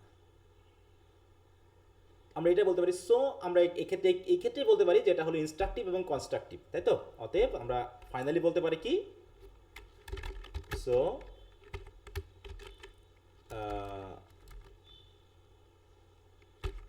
it can be said that know thyself is both instructive and constructive। এই যে এই ব্যাপারটাকে আমাকে দিতে হবে। দেখো যে আমি কিন্তু সামারি থেকে লিখলাম, কিন্তু আমার একটু পড়ে নয়, এবার প্রথম থেকে শেষ পর্যন্ত আমরা একটু পড়ি, তাহলে কিন্তু আমাদের ফ্লোটা আসবে। আমি কোথা থেকে নিয়ে আসছি সেটা বড় কথা না। দেখো আমি আগে পিছিয়ে করেছি, আমার তথ্যগুলো কি ধারাবাহিক আছে? বলো, আমার প্যাসেজ ধারাবাহিক আছে নাকি আমার মতো করে আমি গুছিয়ে নিয়েছি যে আমি আমার মতো করে ধারাবাহিকতা তৈরি করে নিব। বলছে man is always curious to experience new things and beings surrounding him, but the most important and sorrowful matter is that, যেহেতু আমি সামারি লিখছি কিন্তু, তাই না, আমি তাহলে আমার নিজস্বতা থাকতে হবে লেখার ভিতর, কিন্তু আমার কাছে মনে হয়েছে প্যাসেজটা পড়ে যে এটা হচ্ছে একটা সরোফুল ম্যাটার, ইম্পর্টেন্ট কিন্তু sorrowful matter is that man does not know anything about himself, মানুষ তার নিজের সম্পর্কে কিছুই জানে না। However, for thousands of years, philosophers are advised to know ourselves. কিন্তু হাজার হাজার বছর ধরে তো ফিলোসফাররা আমাদের অ্যাডভাইস করে আসতেছে যে আমাদের নিজেদেরকে জানতে হবে কি করার জন্য, to rectify and identify our inner man. তাহলে আমাদেরকে রেকটিফাই করতে হবে এবং আমাদের ইনার ম্যানকে কি করতে হবে, আচ্ছা রেকটিফাই আওয়ার ফল্টস দিয়ে দিই, তাই না, rectify our faults and identify our inner man. আর তাহলে এই ক্ষেত্রে আমাদের কে সাহায্য করবে? In this case the theory know thyself is the best way to discover our self. অতএব নিজেকে এই যে আইডেন্টিফাই করতে বলছে, আর এই ডিসকভার করার জন্য নো দাই সেলফ থিওরিটা হচ্ছে মানে কি বেস্ট থিওরি। এবং দিস থিওরি বলতে আমরা বুঝবো সেলফ ক্রিটিসিজম এবং সেলফ অ্যানালাইসিসকে, তাই না? কারণ কি নো দাই সেলফ মানে কি নিজেকে সেলফ ক্রিটিসাইজ করা বা সেলফ অ্যানালাইসিস করা। সেলফ ক্রিটিসাইজের সেলফ অ্যানালাইসিস যখনই আমি করবো না কেন, তখনই আমি আমার ফল্টগুলোকে বার করতে পারবো, এবং ফল্ট যখন বের হয়ে যাবে তখন অটোমেটিক আমি আমার ফল্টগুলোকে অ্যামেন্ড করতে পারবো। ঠিক আছে তো? আর এ কারণেই এই নো দাই সেলফ এই যে থিওরিটা, এটা একই সাথে ইনস্ট্রাকটিভ এবং কনস্ট্রাকটিভ। দেখো এখন বুঝতে পেরেছো কি না আমি যা বলতে চেয়েছি এখানে? হ্যাঁ, একটু কমেন্ট করো, বলো। এখন বলবো যে স্যার আপনার মতো লিখতে তো আমরা পারবো না, নাকি? সেটা ঠিক আছে, কিন্তু আমি যেভাবে বললাম যে গুছিয়ে লেখা, তোমার এখানে গ্রামাটিক্যাল মিস্টেক হতে পারে, তোমার এখানে সেন্টেন্স স্ট্রাকচারে মিস্টেক হতে পারে, কিন্তু তথ্য গোছানোর যে একটা চেষ্টা নিজস্ব ওয়েতে, সেটা তো থাকতে পারে নাকি? এখনই তো তুমি পরীক্ষা দিচ্ছ না, পরীক্ষা তো দিবা আজ থেকে এখনো 7-8 মাস পরে, তাই নয় কি? এখনো 7-8 মাস পরীক্ষা দিবে, 27 মাস পরে, মানে আগামী আগস্ট সেপ্টেম্বরে, মানে এখনো তুমি ধরে নাও 1 বছর, ধরে নাও তুমি যে এখনো 1 বছর তোমার টাইম আছে, জুলাই আগস্ট যদি ধরি তাও 8-9 মাস। তাহলে এখনই এত তাড়াতাড়ি কপি টপি করে ভালো উত্তর লেখার চেষ্টা করো না, নিজেকে এইভাবে করে রিসার্চ করার চেষ্টা করো, নিজে থেকে লেখার চেষ্টা করো। দেখো তোমার এইভাবে আমি যেমনটা বলতেছি এভাবে গুছিয়ে তুমি লিখতে পারবা। আমি একটা স্ক্রিনশট দিয়ে দিব, ঠিক আছে? তোমরা একটু পড়বা যে আমি আসলে কিভাবে লিখছি বিষয়টাকে, এবং প্রত্যেকটা উত্তরই তুমি তোমার মতো করে আগে প্যাসেজটা পড়ে বুঝে নাও, নিয়ে সেটাকে একটু ঢেলে দাও, তাহলে দেখবা যে উত্তর অটোমেটিক তোমার সুন্দর হয়ে যাবে। স্যার, হ্যাঁ বলো। স্যার অ্যাট লিস্ট এইটা বুঝতে পারছি যে কিভাবে লিখতে হবে, মানে আমি তো এটাই তোমাদের বলতে যাচ্ছি, আমি তো তোমাদের লিখে দিতে পারবো না, কারণ কি আমার এতগুলো প্যাসেজ, আমি যেগুলো লিখে দেওয়ার সেগুলো তো লিখেই দিই, introduction to pros, introduction to poetry, তারপর রাইটিং স্কিলসে তো আমি লিখে দিই, কারণ ওগুলো আমি লিখে দেওয়া যায় তোমাদের, কিন্তু এই জায়গায় তো আমার লিখে দিয়ে কোনো লাভ নেই, আছে? বলো। স্যার আমাদের হয় কি আপনি লিখে দিলে ভাবি হ্যাঁ এরকম করে তো লিখতে পারতাম, এরকম করে তো লেখা যায় পারবো, লিখতে গেলে আর মাথায় আসে না স্যার। কিন্তু আমি তো বাসায় কেন প্র্যাকটিসের জন্য যে তুমি একটা কোশ্চেনই একদিন ধরে লেখো, কিন্তু সেই প্র্যাকটিসটা তো হয়ে যাক। আমি তো বলছি যে তুমি যদি সারা রিডিং স্কিলস বই রিডিং পড়ে শেষ করে দাও তাও তুমি ভালো উত্তর লিখতে পারবে না। কারণ কি, লেখা শুরু করতে হলে লিখতে হবে। লেখার অভিজ্ঞতা লেখা দিয়েই সম্ভব, পড়ে তো সম্ভব না। তাহলে এই যে আমি যখন বলছি তখন বলছো হ্যাঁ আমি তো লিখতে পারতাম, কিন্তু তুমি লেখোনি, কারণ কি সেই চেষ্টাটা করছো না। তাহলে বাড়িতে যে আমি তোমাকে সুযোগটা দিচ্ছি যে তুমি এই প্যাসেজটা পড়ে কিছু উত্তর লেখো, তোমার 8টা কোশ্চেন আনসারই লেখার দরকার নেই, তুমি 2টাই লেখো ভালো করে, কয়েকবার কাটো আবার লেখো, কাটো আবার লেখো, দিয়ে দেখো একসময় তুমি তোমার জায়গাতে চলে আসতে পারছো। বুঝতে পারছো? আমার এখানে 10টা কেন, একটা প্যাসেজ পড়ে গেলে আমার ভালো রেজাল্ট হবে যদি আমি বুঝে পড়ি। আর যদি আমি হাজারো প্যাসেজ রিডিং করে যাই কিন্তু যদি লেখা প্র্যাকটিস না করে যাই, ও আমার কোনো উপকার হবে না, শুধু সময় নষ্ট হবে। ঠিক আছে? জি স্যার। হ্যাঁ, আর এর জন্য সবচেয়ে বড় যে সমস্যা দুইটা, সেটা হলো দেখো আমি কি এখান থেকে নতুন কোনো ওয়ার্ড আনছি বাইরে থেকে? সব ওয়ার্ড কিন্তু এর ভিতরে আছে, 2-1টা ওয়ার্ড হয়তো আমি নিয়ে এসেছি, কিন্তু সব ওয়ার্ডই এখানে আছে, কিন্তু সেন্টেন্সগুলো আমি আমার মতো করে সাজিয়েছি। কিছু কিছু সেন্টেন্স হুবহু এখান থেকে আনিনি, কিন্তু আমি কিছু ফ্রেজ এখান থেকে গ্রহণ করেছি, তাই না? আমি ওয়ার্ড এখান থেকে, যেমন এই যে কি it is similar to self criticism and self analysis, এটা তো আমার প্যাসেজ থেকে আনা হয়েছে, আমি ইটের জায়গায় দিস থিওরি দিয়ে দিয়েছি। কিন্তু এই যে which helps us to find out the faults and amend them, এটা তো আর ওই সেন্টেন্সের মধ্যে নাই, ওটা আমি অন্য জায়গা থেকে এনে অ্যাড করে একটা নতুন সেন্টেন্স বানিয়েছি। ঠিক আছে? এই জায়গাটা তোমাকে বুঝতে হবে যে আমি কিভাবে কাজটা করতে পারি। তারপর ধরো এইটা, however for thousands of years philosophers have advise to know ourselves to, দেখো টু নো আওয়ারসেলফ কিসের জন্য? To rectify our faults and identify our inner. এটা কিন্তু আমি 3টা সেন্টেন্সকে কেটে একটা করেছি। এটা কি 3-4টা? জি স্যার, আপনি এটাই করছেন। হ্যাঁ, 3টা সেন্টেন্স, মানে আমি কিন্তু দেখে দেখে কপি করিনি, আমি কিন্তু আমার মনে মাথায় এটা গেঁথে গেছে যে এই তথ্য আছে, অতএব 2-3টা সেন্টেন্স মিলে একটা সেন্টেন্স হয়ে গেছে, ঠিক উপরটার মতো। 2-3টা সেন্টেন্স মিলে আমি এমন কিছু ওয়ার্ড ইউজ করেছি যে অটোমেটিক ওই 2-3টা সেন্টেন্সের মিনিং আমার এটার ভিতরে চলে এসেছে।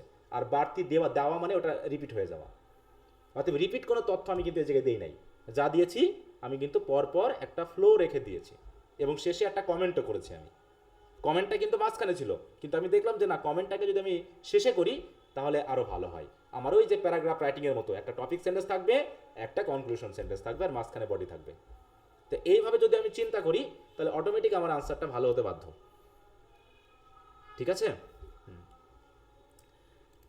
অনেকগুলো সেন্টেন্সকে আপনি একটা সেন্টেন্সের মাধ্যমে বুঝিয়ে দিচ্ছেন। হ্যাঁ, তাহলে ওই কাজটাই তো করতে হবে। সামারি মানেই তো এটা। এই যে তোমরা অনেকে এই যে ব্যাক বাইটিং এটা সেটা নিয়ে আসছো, এগুলোর কোনো দরকার নাই। হ্যাঁ, এই যে ইট ইজ, আর একই কথা এখানে প্যাসেজ অনেকবার আছে, একই কথা অনেকবার আছে, আমি অনেকবার আনবো কেন? এই অনেকবারের কথা আমি এক সেন্টেন্স দিয়ে বসিয়ে দিব। তাই এইটাই তোমাদেরকে আমি বোঝাতে যাচ্ছি। হ্যাঁ, তো যেহেতু 2-3টা ক্লাস নেওয়া হয়ে গেছে, আমি অলরেডি বুঝিয়ে দিয়েছি, দরকার তোমরা ভিডিও ক্লাসগুলো আবার দেখো যে আমি আসলে কি বলতে চাচ্ছি। বলার পর তুমি আবার লেখো, একটা করে লেখো, আর আমার ভিডিও ক্লাসটা দেখো, দিয়ে আমি কি বলতে চাচ্ছি আবার তুমি লেখো। এইভাবে করে কয়েকদিন প্র্যাকটিস করো, দেখবা যে অটোমেটিক তোমার কিন্তু একটা ভালো জায়গায় চলে আসবে। এর আগে যেটা দেখলাম একজনের, ওটা মোটামুটি ভালো হয়েছে, কিন্তু আরও একটু ভালো হতে পারতো, অনেকটা কনজেস্টেড হতে পারতো, একই কথা রিপিটেশন যাতে না হয়, এটা খেয়াল করবা।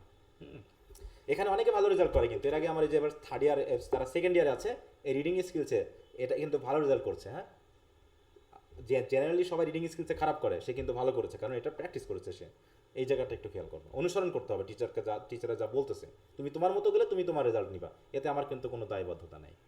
হ্যাঁ, আর আরেকটা বিষয় হলো, আগামী ক্লাসে আমরা সেন্টেন্স স্ট্রাকচার নিয়ে কথা বলবো, অতএব আগামী ক্লাসটা তোমাদের জন্য খুবই গুরুত্বপূর্ণ, যেটা তোমাদের পরবর্তীতে এই রাইটিংকে সাহায্য করবে কিন্তু, কারণ আমরা ট্রান্সলেশনটা শিখে এসে আবার আমরা পার্ট বিতে আসবো, আর এর ভিতরে তোমাদের আমি কয়েকটা প্যাসেজ দিয়ে দিব, সেই প্যাসেজগুলো প্র্যাকটিস করতে থাকো। ঠিক আছে?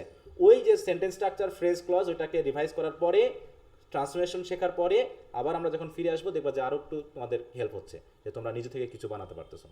এইটা হ্যাঁ, আচ্ছা, তো ঠিক আছে, আমি আর সমাধানে যাচ্ছি না, তোমরা বাড়িতে প্র্যাকটিস করো। তাহলে আমি প্যাসেজ এখানে লিখে দিব শিটে, যে তোমরা কত কত নম্বর প্র্যাকটিস করবা। ঠিক আছে? আর আগামী দিন তোমাদের কাজ হবে রিভিশন করে ফেলা একবার। হ্যাঁ, revise the classes on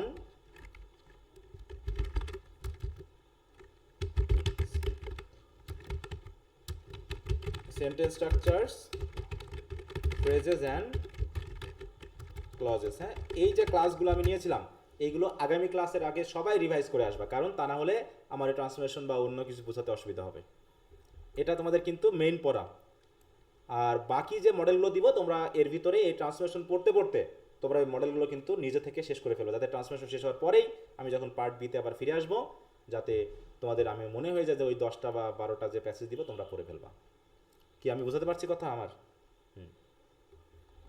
G sir. তাহলে মেইন পড়া কিন্তু এটা থাকলো। আচ্ছা, তাহলে আমরা আগামী দিন পড়বো হচ্ছে transformation of sentences of part B, কিন্তু হ্যাঁ পার্ট এর যে অংশটা বাকি আছে ওইটা আমরা পড়বো, দিয়ে পার্ট এ এবং বি এর একটা টেস্ট নিব একসাথে, পার্ট এ এবং বি এর একসাথে একটা টেস্ট নিব। হ্যাঁ, এটা হচ্ছে ব্যাপার। ওকে, তো আর কারো কোনো কথা আছে? অনেক কথাই আছে স্যার, অনেক কথা থাকে এখানে। অনলাইনের একটা সমস্যা হলো কি, যে আমি কিছু কিছু ফিডব্যাক হয়তো সরাসরি দিতে পারতাম, যেটা যদি সরাসরি হতো, কিন্তু অনেক দেখা যাচ্ছে অনলাইনে তোমার খাতাটা সরাসরি অল্প সময়ের মধ্যে দেখে ফিডব্যাক দেওয়াটা একটু কঠিন হয়ে যায়। হ্যাঁ, কিন্তু তোমরা একটু সাহায্য করলে এটা কিন্তু সহজে পারা সম্ভব। আর আমার মনে হয় না এইভাবে ফিডব্যাক দিয়ে দিয়ে কেউ করাই, আমার এটা খুব একটা মনে হয় না। আমার মনে হয় যে রিডিং ইস অনেকে পড়াই না, রিডিং স্কিলস, বুঝতে পারছো? জি স্যার, এটা ঠিক। হ্যাঁ। এটা অনেকেই করে না, আপনি যেভাবে পড়ালেন। আমি এর আগে এক জায়গায় পড়ছি, এখন আফসোস হইতেছে যে কেন ওই জায়গায় পড়লাম, এই জায়গায় কেন পড়লাম। আমি তো বললাম যে এখানে রিডিং স্কিলসকে ধরে না, মনে করো ছেড়ে দাও, ও পড়ে নিও, আমি তো জানি সেটা, এই জন্য বলছি। আর ওনারা এইভাবে পড়াই না, লেখাই না, একদম স্কিপ করে যায় এই সাবজেক্টটাই। হ্যাঁ হ্যাঁ, কারণ এটা তো দায়িত্ব বেশি, যে কারণ অন্যান্যগুলোতে আমি তোমাকে একটা জিনিস পড়াই দিব, আনসার ইয়ে করবো, মুখস্থ হয়ে যাবে, কিন্তু এখানে তোমাকে একটা জিনিস শেখাতে হবে। কলেজের ক্লাসগুলোতেও এরকম করে স্যার, কিছু জিজ্ঞেস করলেও এক্সাক্ট কোশ্চেনের অ্যানসারটা দিতে চায় না, হ্যাঁ, এই শুধু গ্রামেটিক্যাল নিয়মগুলো করে দেয়। কারণ ওই যে শেখানোর যে একটা চাপ, এটা তোকে নিতে চাইবে না, তাই না? যে তোমাকে এত কথা বলে একটা শেখানো, এই জায়গাটা, এই গুরুত্বটা দিতে চায় না, এই জন্য রিডিং স্কিলসটা মানে এড়িয়ে যায় সবাই। হ্যাঁ, আচ্ছা, তো ঠিক কিন্তু আছে। এই বিষয়টা স্যার যদি সামনাসামনি আমাদেরকে আর একটু ভালো করে ডিটেলসে বুঝাতেন, তাহলে বুঝাতে পারতেন, তাহলে আমাদের জন্য আরো ভালো হইতো। হ্যাঁ, কিন্তু সেটা তো হচ্ছে না গো, এই যেটাকে বলে সমস্যাটা। কিন্তু তারপরেও আমরা যেহেতু সেন্টেন্স স্ট্রাকচার এগুলো পড়বো, আস্তে আস্তে তোমাদের এক্সপেরিয়েন্সটা বেড়ে যাবে। হ্যাঁ,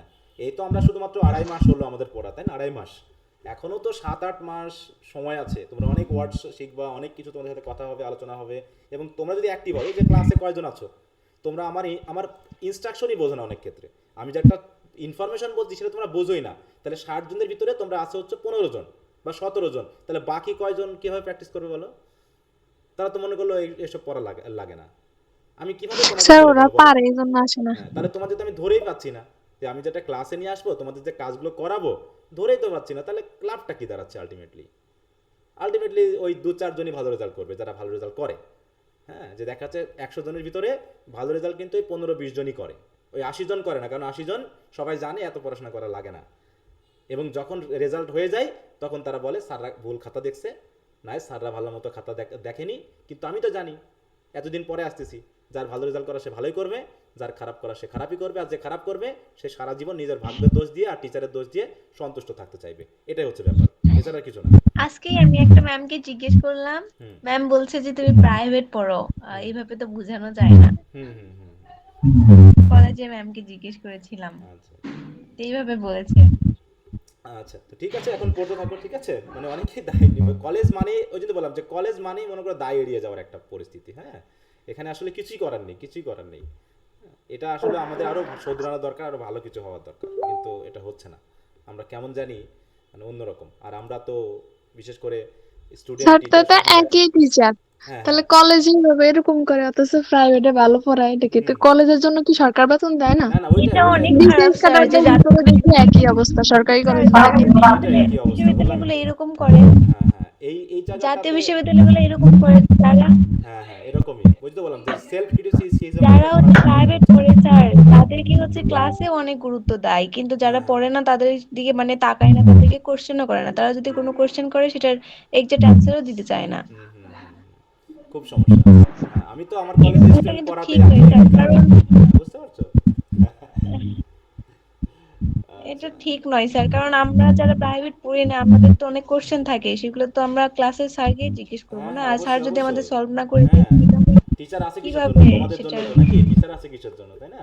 হ্যাঁ কিন্তু জাতীয় বিশ্ববিদ্যালয়ের স্যারগুলো তো এরকম করে না স্যার। আমি এই যে বেশ কিছুদিন ধরে ক্লাস করতেছি, দেখতেছি যে যারা প্রাইভেট পড়ে স্যার ক্লাসে তাদেরকেই শুধু কোশ্চেন করে। আমরা যদি অ্যান্সারও দেই, তারপর আমাদের অ্যান্সার ক্যান্সেলে নিতে চায় না। ওই যে আমরা মানুষ হতে পারিনি তো, বললামই তো, আমরা বাঙালিরা কখনোই মানুষ হতে পারিনি, সে শিক্ষিত হোক আর ধর্মভীরু যাই বলি না কেন, আমরা কখনো মানুষ হইনি। তো এরকমই আবার পরীক্ষাতে এরকম অসম্ভব সাধ্য। কাছ থেকে শুনছি, আপুগুলোর কাছ স্যার থেকে আপনি শুনেছি যেটা যে সবচেয়ে যারা প্রাইভেট পড়তেছে তাদেরকে নাকি নাম্বার বেশি দিছে, আর যারা পড়েনি তাদেরকে দেয় না স্যার, এরকম রেকর্ড আরে আছে। কত ধান্দাবাজ দেখবা, আমি কত গন্ডগোল করেছি আমার কলেজের ইয়াদের সাথে, হ্যাঁ মানে কি বলবো, কিছু গল্প আছে শেয়ার করলে ঘৃণা লাগে, বুঝতে পারছো?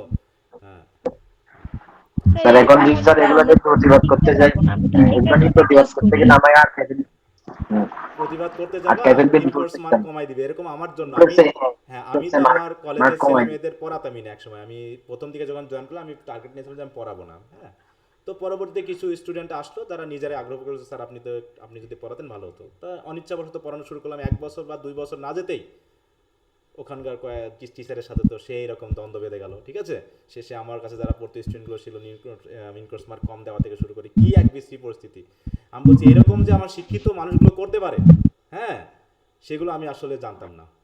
তারপর থেকে আমি পড়ানো দিয়েছিলাম, দিয়ে এই যে অনলাইনে আমি ভিডিও দিতাম নিজের ইয়াটাকে, যেহেতু ক্লাস হয় না আমাকে তো আমার এক্সারসাইজ রাখতে হবে, তো সেই হিসাবে আমি আমার কলেজের কোনো ছেলে মেয়ে পড়তে চাইলে আমি পড়াতে চাই না যে তোমরা এসো না, অন্য স্যারের কাছে যাও, আমার কাছে না আসলে ভালো, আমি এটা আসলে এখন স্যার টিচাররা হচ্ছে স্যার আমাদের আদর্শ, এখন টিচাররা যদি এরকম করাপশনে জোট থাকে, এখন আমরা তাদের থেকে কি শিখলাম? কে কার আদর্শ ভাই, আমাদের সাথে যদি এরকম করা হয় তাহলে আমরা কি শিখবো বলেন?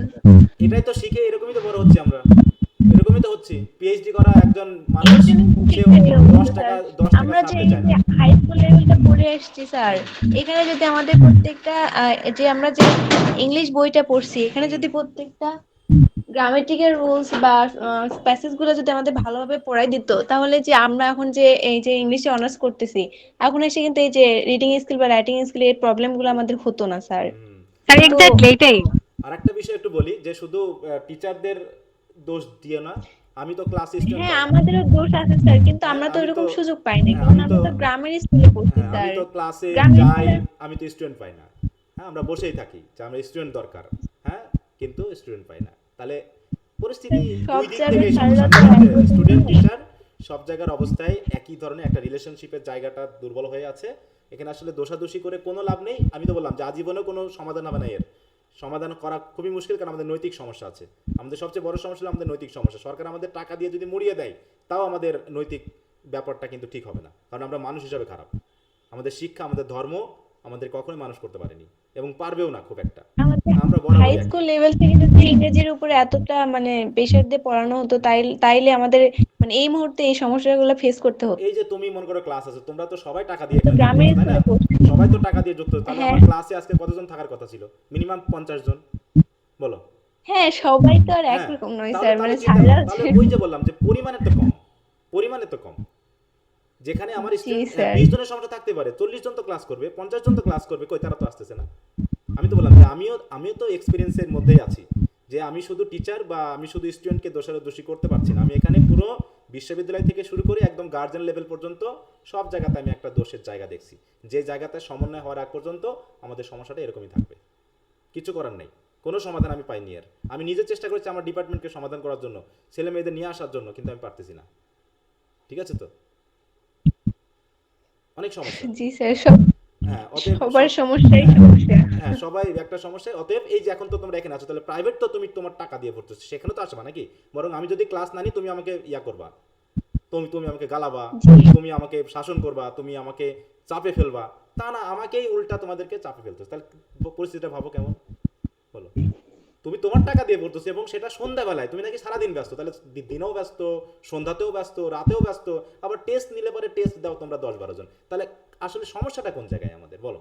আমি কি বলতে পারি, কিছুই বলার নেই আমার, আমি কাকে দোষ দিই? স্যার আমাদের টেস্টের রেজাল্টটা দিবেন না? আমি তো শুক্রবারে ওটা কালকে দেখবো, ঠিক আছে স্যার আসলে এই জায়গাতে হয়েছে কি, কিছু কিছু স্টুডেন্টের জন্য, কিছু না বেশিরভাগ স্টুডেন্টের জন্য স্যারদের, হ্যাঁ বেশিরভাগ স্টুডেন্টের জন্য স্যারদের মানে মন মানসিকতা নষ্ট হয়ে গেছে, আর সেখান থেকে এই পরিস্থিতি। হ্যাঁ আমি তো বললাম যে আমার কলেজে স্টুডেন্ট কালকে যা পড়াইছি আজকে তা বুঝতেছে না, কারণ কি গতকাল তারা আসেনি, আবার আজকে যারা আসলো তার আগামী ক্লাসে আসবে না, শেষে আমি যে একটা ফ্লো দেখে পড়াবো সেই ফ্লোটাকেও বুঝতেছেই না যে আমি আসলে কি পড়াচ্ছি, বুঝতে পারছো, এইরকম একটা সমস্যা। আর অন্যান্য আরো সমস্যা আছে সেগুলো তোমরা হয়তো জানো না, এই জন্য পুরো পরিস্থিতি জাতীয় বিশ্ববিদ্যালয় হচ্ছে একটা জাস্ট টাকা ইনকামের একটা ভাগাড়, এছাড়া এখানে পড়াশোনা করার জন্য ওরা ভর্তি করায় না, এটা শুধু সার্টিফিকেট বিক্রি স্যার যাই হোক আপনি আমাদের পাশে শেষ পর্যন্ত থাকেন। থাকবো, সেটা তোমাদের উপর ডিপেন্ড করবে। যে আমি তো আছি, আমি তো 3-4 বছর ধরে পড়াচ্ছি, থার্ড ইয়ারে আমার বললাম না যে আমার থার্ড ইয়ার সেকেন্ড ইয়ার যে স্টুডেন্ট যেভাবে অ্যাক্টিভ, তোমরা তো সেই পরিমাণে না। আমি তোমাদের ব্যাচটা নিয়ে খুবই টেনশনে আছি। কমপক্ষে এই মুহূর্তে কমপক্ষে আমার 30 থেকে 40 জন মিনিমাম স্যার স্টুডেন্ট থাকার ইন কথা কোর্স ছিল। শেষ হলে তখন দেখবেন যে আবার স্টুডেন্ট বাড়বে হয়তো। রেগুলারই ক্লাস করতেছি। হ্যাঁ, ওই কয়েকজন আছো তোমরা রেগুলার ক্লাস করতেছো, আর বাকিগুলো ওই রকম। কিন্তু এতটা দূর দূর বা এত ফাঁকিবাজি স্টুডেন্ট আমি আগের ব্যাচগুলোতে পাইনি, তোমাদের ব্যাচে যেটা পেয়েছি। বলো। হয়ে যাবে স্যার স্যার আস্তে আস্তে স্যার। ঠিক আছে, ইন কোর্স এক্সামে যখন নাম্বার কম পাবে। আচ্ছা, তো ঠিক আছে, আমার যেহেতু থার্ড ইয়ার ক্লাস আছে, তাহলে যে পড়াগুলো দিয়ে দিব তোমরা আগামী দিন করে ফেলবা, ওটা একটু রিভাইজ করে ফেলবা, ঠিক আছে? আগামী দিন আমরা সেন্টেন্স সহ সুন্দর করে আলোচনা করার চেষ্টা করবো, এতে ফ্রি হ্যান্ড রাইটিং এর কিছুটা কাজে দিবে। ওকে, সো গুড নাইট, ভালো থাকো, বাই।